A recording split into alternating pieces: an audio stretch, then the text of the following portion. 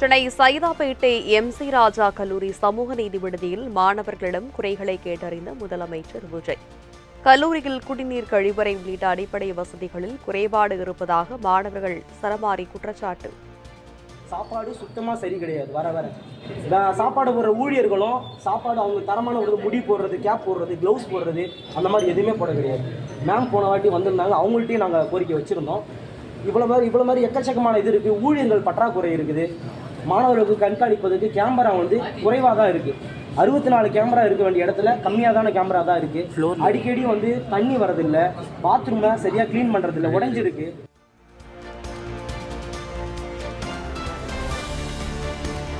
இணைய வழியில் தொடங்கிய சுய கணக்கெடுப்பில் தனது விவரங்களை பதிவு செய்த முதலமைச்சர் விஜய். அனைத்து குடும்பத்தினும் உண்மையான தகவல்களை பதிவிட வேண்டும் என்றும் வேண்டுகோள்.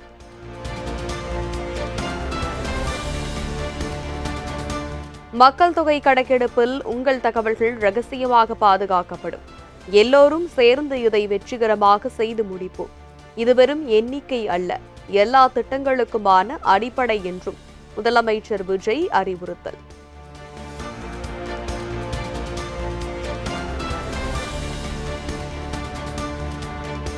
நடப்பாண்டுக்கான காவலர் நியமனத்தை இன்னும் ஓராண்டுக்கு தள்ளி வைத்திருப்பதற்கு எதிர்க்கட்சித் தலைவர் உதயநிதி கண்டனம்.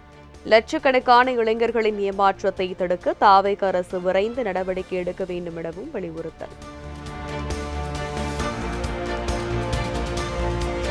மதிமுக பொதுச் செயலாளர் வைகோவின் பார்லிமென்ட் நூல் வெளியீட்டு விழா ஆகஸ்ட் 4ஆம் தேதி டெல்லியில் நடைபெறுகிறது. மக்களவை எதிர்க்கட்சித் தலைவர் ராகுல் காந்தி நூலை வெளியிட முதலமைச்சர் விஜய் பெற்றுக்கொள்ள உள்ளதாக வைகோ தகவல். விடுதலை சிறுத்தைகள் கட்சி வெறும் பதவி, அதிகார வேட்கையில் உருவான இயக்கம் அல்ல. மக்களை எப்படி பாதுகாப்பது என யோசிப்பதால் தான் பல சுனாமிகள் அடித்தாலும் தப்பி வருவதாக திருமாவளவன் பேச்சு.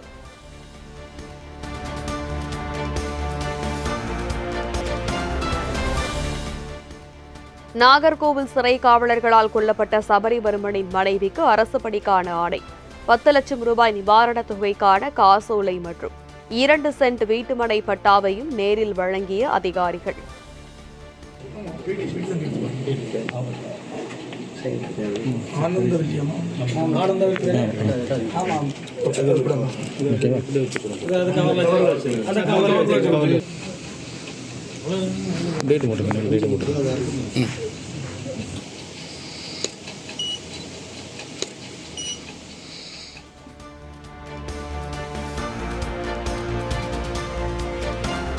தமிழகம் முழுவதும் வட்டாட்சியர் அலுவலகங்களில் லஞ்ச ஒழிப்புத்துறை போலீசார் அதிரடி சோதனை. கணக்கில் வராத 82 லட்சம் ரூபாய் பறிமுதல் செய்யப்பட்டுள்ளதாக தகவல். கடவுளை விமர்சித்தவர்கள் கதாநாயகனை போற்றுகிறார்கள் என சீமான் குற்றச்சாட்டு. சினிமா சித்தாந்தமாகிவிட்டது எனவும் விமர்சனம். கடவுளை விமர்சித்தவர்கள் கதாநாயகனை போற்றுகிறார். எந்த பள்ளி கல்லூரி விழாக்களிலும், அரசு விழாக்களிலும் ஆண்டோர்கள், சான்றோர்கள், அறிவார்ந்தவர்கள் மக்களை மேடையேற்றுவதற்கு பதிலாக திரைப்பட நடிகர்கள், திரைப்பட இயக்குநர்கள், திரைப்பட நடிகைகள், கதாசிரியர்கள் இவர்களை ஏற்றி பேச வைத்து இதுதான் ஆழ்ந்த பெரும்புகள் போல இருக்கிறது, இதுதான் உச்சம் போல இருக்கிறது என்று உள்ளத்தில் விதைத்து இன்று சினிமாவே ஒரு சித்தாந்தமாக மாறி இருக்கிறது.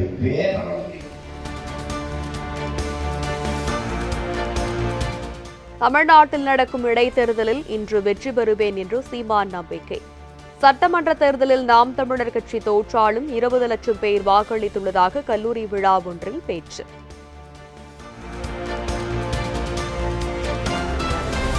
ஊத்தங்கரை தாவேக MLA இளையராஜாவிடம் குதிரை பேரம் நடத்தியதாக தொடரப்பட்ட வழக்கு. கைது செய்யப்பட்டுள்ள கிருஷ்ணன், சேதுராஜ், ராஜசேகரன் உள்ளிட்டோரை விசாரணை முடிந்து மீண்டும் சிறையில் அடைக்க சென்னை முதன்மை அமர்வு நீதிமன்றம் உத்தரவு. குதிரை பேரம் தொடர்பான வழக்கை CBI விசாரிக்க உத்தரவிட முடியாது. செய்தித்தாள் ஊடக செய்தியின் அடிப்படையில் விசாரணையை மாற்ற முடியாது என்றும் சென்னை உயர்நீதிமன்றம் அறிவிப்பு.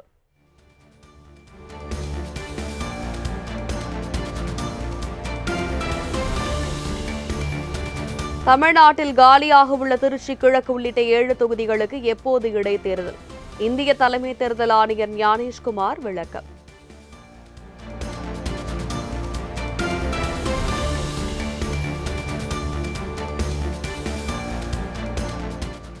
கோவை மாநகராட்சியில் ஊழல் குற்றச்சாட்டு குறித்து கேள்வி எழுப்பிய காங்கிரஸ் கவுன்சிலர் காயத்ரி இடைநீக்கம் செய்யப்பட்டதற்கு எம்பி ஜோதிமணி கண்டனம்.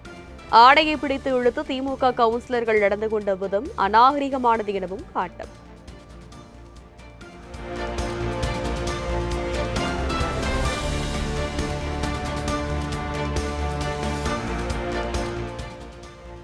தமிழ்நாடு மாசு கட்டுப்பாடு வாரிய தலைவராக அனுராக் மிஸ்ரா ஐஎஃப்எஸ் நியமனம். சுற்றுச்சூழல் மற்றும் காலநிலை மாற்றத்துறையின் சிறப்பு செயலாளர் பொறுப்பை கூடுதலாக கவனிப்பார் என தமிழ்நாடு அரசு அறிவிப்பு. பழனியில் 100 கோடி ரூபாய் மதிப்புள்ள கோயில் நிலம் முறைகேடாக பத்திரப்பதிவு செய்யப்பட்டதை கண்டித்து சிபிஎம் கண்டன ஆர்ப்பாட்டம். பத்திரப்பதிவு முறைகேட்டில் முழுமையான விசாரணை நடத்த வேண்டும் எனவும் வலியுறுத்தல். கோவையிலிருந்து தேனி நோக்கி சென்ற அரசு பேருந்து பழுதாகி பல்லடத்தில் நின்றதால் 50க்கும் மேற்பட்ட பயணிகள் பரிதவிப்பு. 3 மணி நேரம் காத்திருந்தும் யாரும் ஏற்றாததால் கொதித்தெழுந்த பயணிகள் மறியலில் ஈடுபட்டதால் பரபரப்பு.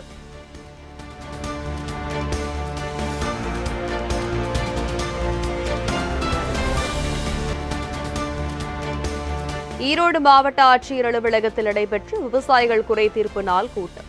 ஆட்சியர் முன்னிலையில் காலிங்கராயன் மற்றும் கீழ்பவானி பாசன விவசாயிகளிடையே கடும் வாக்குவாதம் ஏற்பட்டதால் பரபரப்பு.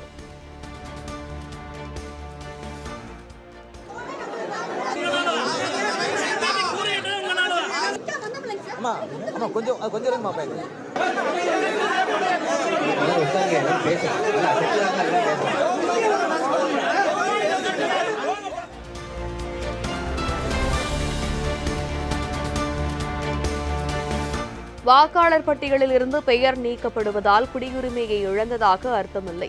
குடியுரிமையை தீர்மானிப்பதற்கான அதிகாரம் தேர்தல் ஆணையத்திடமில்லை என்றும் உச்சநீதிமன்றம் விளக்கம்.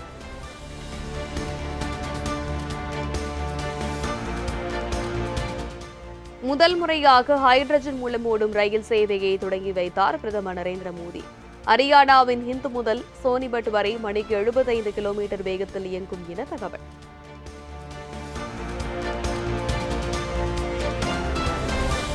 $14.79 கோடி ரூபாயில் அதிநவீன வசதிகளுடன் மறுசீரமைக்கப்பட்டுள்ள சென்னை பூங்கா ரயில் நிலையம் திறப்பு. மத்திய அரசின் அம்ரித் பாரத் திட்டத்தின் கீழ் சீரமைக்கப்பட்ட ரயில் நிலையங்களையும் காணொலி காட்சி மூலம் திறந்து வைத்தார் பிரதமர் நரேந்திர மோடி.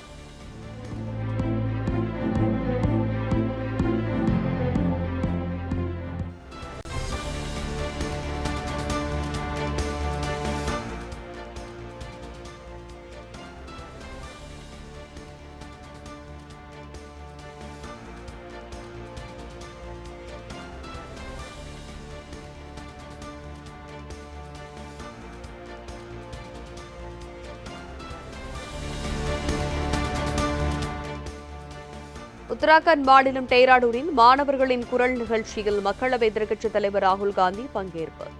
நீட் தேர்வு வினாத்தாள் கசிவு விவகாரத்தில் தற்கொலை செய்து கொண்ட மாணவரின் பெற்றோர்கள் மற்றும் மாணவர்களுடன் ராகுல் கலந்துரையாடல். Hello everyone, good evening. My name is Aarti Bhandari. मैं भी आप लोगों की तरह उत्तराखंड की गवर्नमेंट तैयारी कर रही हूँ। ये सब इस रास्ते पे चले हैं, तो मैं थोड़ा सा आपका एक्सपीरियंस क्या था, कैसे था, थोड़ा सा आपसे सुनना चाहता हूँ। मैंने एग्जाम दिया था, तो एग्जाम सेंटर के बाहर आते ही हमको पता चला कि पेपर लीक। நீட் உள்ளிட்ட தேர்வு வினாத்தாள் கசிவு கோடிக்கணக்கான இளைஞர்களுக்கு இழைக்கப்படும் அநீதி என ராகுல் காந்தி வேதனை.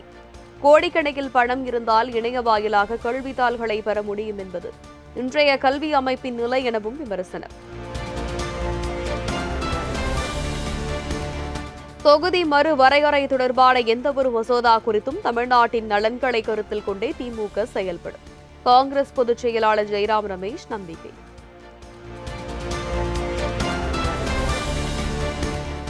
வந்தே மாதரம் பாடலை அவமதித்தால் 3 ஆண்டு சிறை தண்டனை. திங்களன்று கூடும் நாடாளுமன்ற கூட்டத்தில் புதிய சட்டத்திருத்த மசோதாவை கொண்டுவர மத்திய அரசு முடிவு. RSS இந்து ராஷ்டிரத்தை உருவாக்க விரும்புவதாக ஒரு பிம்பம் கட்டமைக்கப்பட்டுள்ளதாக மத்திய பாதுகாப்புத்துறை அமைச்சர் ராஜ்நாத் சிங் குற்றச்சாட்டு. RSS பொறுத்தவரை இந்து என்பது ஒரு மத அடையாளம் அல்ல, அது சுவாமி விவேகானந்தரால் ஈர்க்கப்பட்ட ஒரு சிந்தனை எனவும் பேச்சு.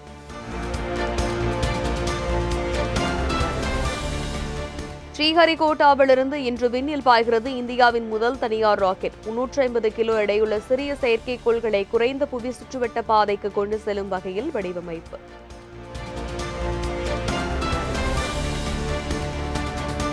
ஆந்திராவுக்கு வருகை தந்த மத்திய நிதி அமைச்சர் நிர்மலா சீதாராமனுடன் முதலமைச்சர் சந்திரபாபு நாயுடு சந்திப்பு.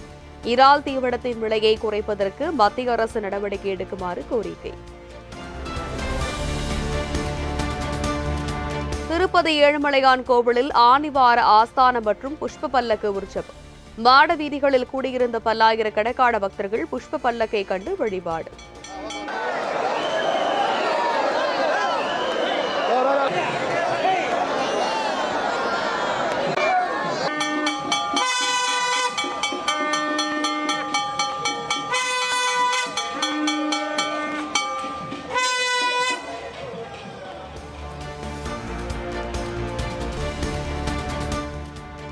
மெக்சிகோவில் அடுத்தடுத்த சக்தி வாய்ந்த நிலநடுக்கம் ஏற்பட்ட நிலையில் சுனாமி எச்சரிக்கை.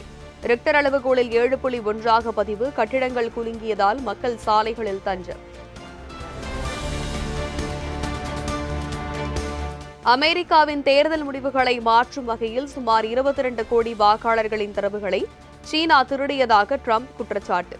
அமெரிக்க தேர்தலில் ஒருபோதும் தலையிட்டதில்லை என்று ட்ரம்பின் குற்றச்சாட்டுக்கு சீனா மறுப்பு. சீனாவில் நிலச்சரிவின் போது உருண்டு விழுந்த பாறைகள் அடுக்குமாடி குடியிருப்புகள் மீது விழுந்ததால் பரபரப்பு. கன்னி மேய்க்கும் நேரத்தில் கட்டிடங்கள் தரைமட்டமான வீடியோ.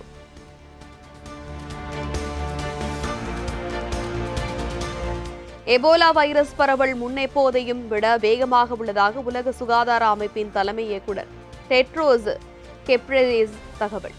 உயிர்பலி ஏற்படாமல் தடுக்க ஆரம்ப கட்டத்திலேயே நோயை கண்டறிய நடவடிக்கை எடுக்க வேண்டும் என்று வலியுறுத்தல்.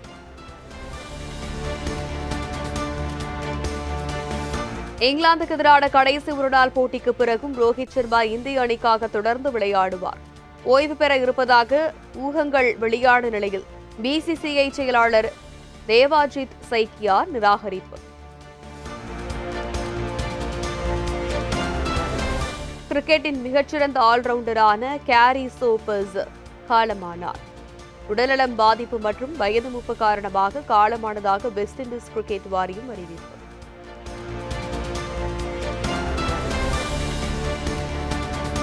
கிரிக்கெட் விளையாட்டின் உண்மையான அடையாளமாகவும் காலத்தின் மிகச்சிறந்த ஆல்ரவுண்டர்களில் ஒருவராகவும் திகழ்ந்தவர் கார்ஃபீல்ட் சோபர்ஸ். இந்திய கிரிக்கெட் வீரர்கள் சோபர்ஸுடன் கலந்துரையாடிய வீடியோவை பதிவிட்டு BCCI இரங்கல்.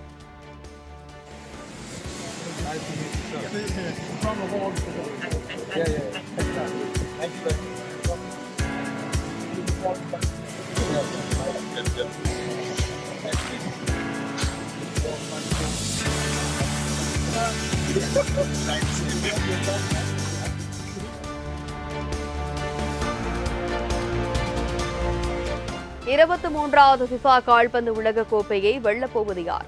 மகுடத்துக்கான இறுதிப் போட்டியில் அர்ஜென்டினா ஸ்பெயின் அணிகள் நாளை நள்ளிரவில் மோதல்.